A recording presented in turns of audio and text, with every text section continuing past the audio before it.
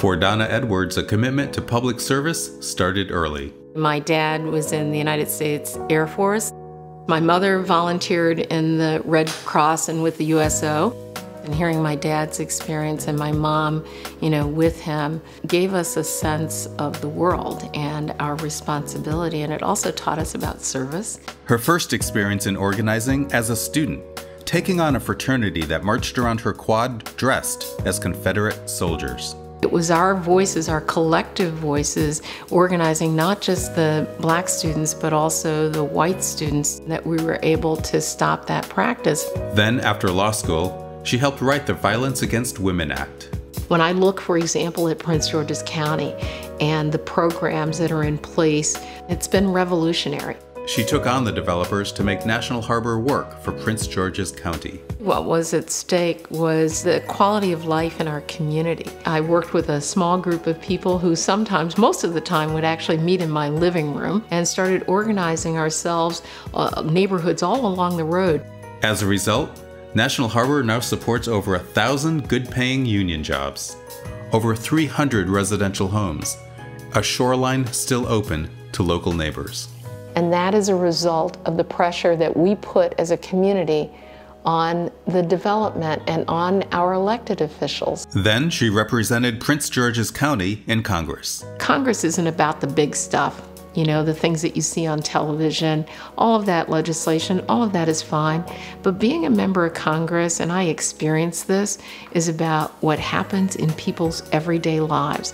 Whether it is dealing with a home foreclosure, somebody's retirement check not coming, or their disability not going through, or making sure that a veteran gets the services that they need, or that children are fed. That is the important work of being a member of Congress, and I took that really seriously.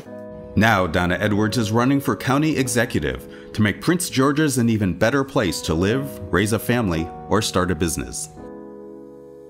We've got a lot of really amazing young people, and they're not all going to amazing schools.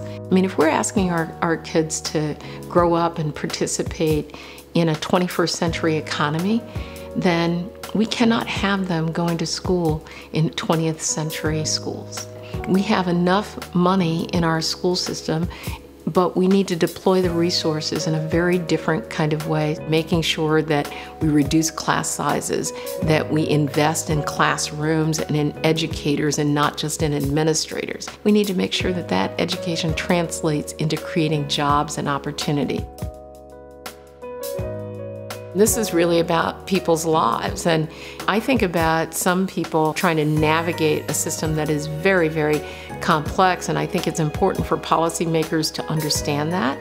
And frankly, on a local level, there are a lot of things that we can do that can improve the health and the health prospects of our citizens. Things like community health clinics, like making sure that we have a world-class hospital.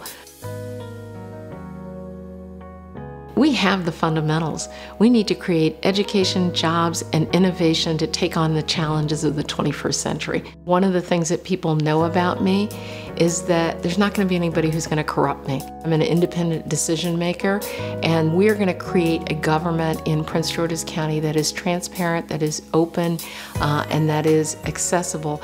And in that way, our county will be more competitive around the region, but also the voters, the people who live in Prince George's County, and the businesses who want to operate in this county have confidence that we're going to do the right thing. I know that we can do it.